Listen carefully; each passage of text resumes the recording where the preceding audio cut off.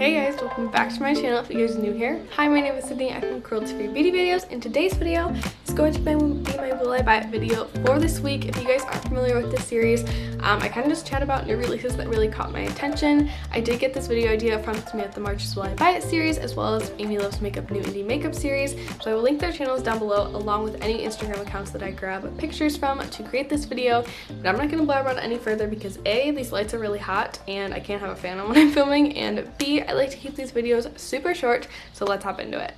Alright you guys, I think this might actually be a short one because I don't have too many products to talk about today. So first, I did want to chat about the new Pretty Fresh foundation from Colourpop.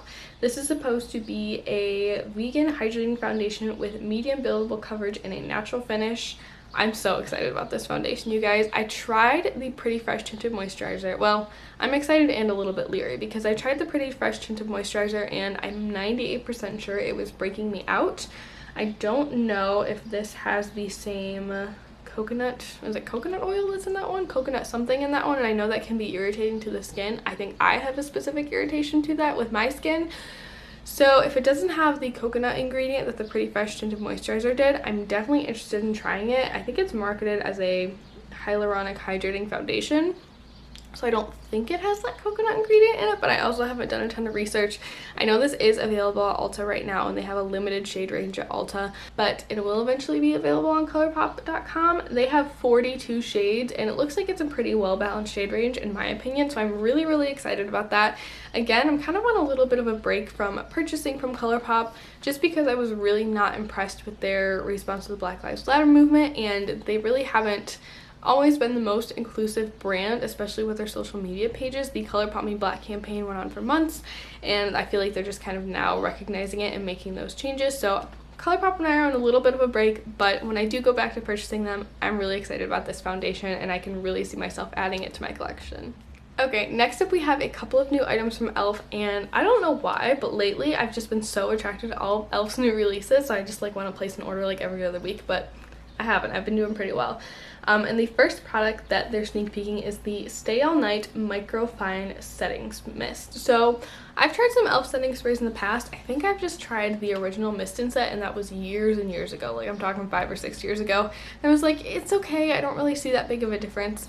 Now I feel like my setting spray preferences have changed a lot. I really do prefer more of a dewy setting spray, but I do have a place for a more long-wearing setting spray in my collection, and if this is going to be very affordable like most of e.l.f.'s products are, I'm definitely willing to try this one. I love the idea that the long-wearing setting spray has more of a microfine mist. I don't really mind if my dewy setting spray is a little bit of a chunkier mist because I end up pressing it into the skin with a sponge anyways, but I'm just very attracted to this. I feel like a microfine setting mist is like more of a luxury concept versus like an e.l.f. concept, so I'm really intrigued by this one.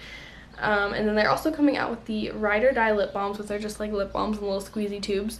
I'm not the biggest fan of the squeezy tubes. I mean, if I bought this lip balm, it'd probably be like the one I keep by my bedside and I put on before I go to bed. But as far as like this one going in my purse, that's like a big no-no right now. I do not want to touch my finger to lip balm and then put it on my mouth. It just, the germaphobe in me has just grown throughout this whole quarantine pandemic situation, so I'm not really excited about that. But I would be interested in trying this one. It looks like they have several shades as well as a clear one. More attracted to the clear one than the other shades, but I am excited about this one.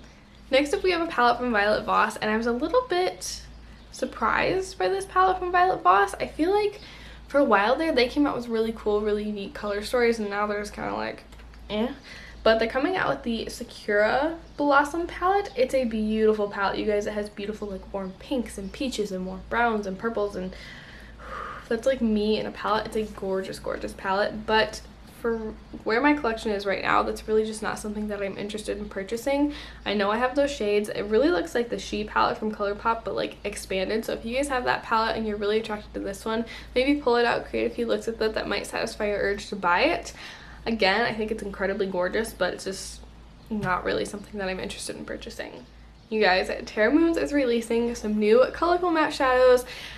I am really excited about this because I really do enjoy Terra Moon's shadow formula. I think they're really nicely pigmented. I think they blend out well, but these look incredible. They're supposed to be neon shadows, and I've had this weird little voice in the back of my head that's like, you have pastel shadows but you don't have neon shadows, and I'm really wanting some neon shadows.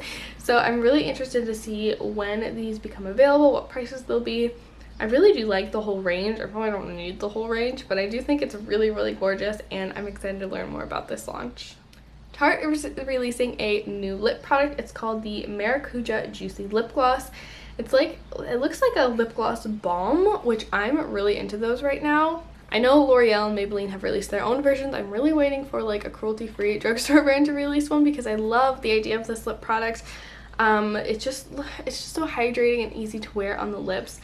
It looks like Tarte is releasing 6 different shades that range from like kind of deep reddish berry shades to like even a clear one, and I think it looks really pretty. I'm really excited to kind of hear some reviews on this one. It says they are going to be $35 each. Oh, they come in trios. Duh. Okay, so the top shades in this picture and the bottom shades in this picture are a trio. That makes way more sense for the $35 price tag. I think these look gorgeous, you guys. For $35 for 3 of them, it might be something that I purchase eventually. I feel like my lip collection is a little bit out of control. I mean, it's been out of control, let's be real, but I keep buying lip products. So I don't really feel like I need them right now, but if I were to finish up a lot of lip products or like seriously declutter, maybe I would purchase these. Next up, we have a new palette from Sydney Grace. They are having an upcoming sale. I believe it's like the following weekend after I post this video. And this is one of the palettes they are releasing in the sale, and it is the Chase Your Dreams palette. It's a beautiful like warm berry orangey purpley palette. I think it's gorgeous, and I think like a year and a half ago I would have gone gaga over this palette, but right now with where my collection's at, with how much eyeshadow I own, I'm really not super interested in this one. If you guys do like this color story, Sydney Grace's eyeshadows are incredibly high quality, so if you like this color story, I would recommend checking it out. But for now, I'm not really into it. Next up, we have the Urban Decay Stoned Vibes palette. Okay, let's just talk about the packaging for a second. The packaging is incredibly gorgeous. Urban Decay usually does a really good job on packaging, and I think this palette is no exception. But once we get inside, I'm not really impressed. Urban Decay. It looks like it has a couple of matte shadows and some pressed glitter shadows. I love a good textured glittery shadow, don't get me wrong, but these tones are just very meh for me. I feel like Urban Decay was once that kind of like super unique mainstream brand, and now they're just really not. So I'm gonna pass on this palette. I wish it would have had some more like interesting like shifty glittery shadows or like multi-chrome tones, but no dice, so I am not going to buy it. Next up, we have a new shadow from Davina. It's one of their Galaxy Dust shadows, which I really love those shadows, you guys. It's the shade Chicana. This looks like a beautiful kind of rose gold shifting to green shade. You can bet your bottom dollar that that shadow is going to be in my next Davina order. It is so beautiful. That's such like a me shade, and I feel like by the time I place another Davina order, it'll be fall or winter, and that's like the perfect fall shade. I think it's so beautiful. Alright, you guys, it looks like Kylie Skin is releasing a sunscreen. It's called the Broad Spectrum SPF 40 sunscreen. There's no catchy name. I think it's just their sunscreen, face sunscreen.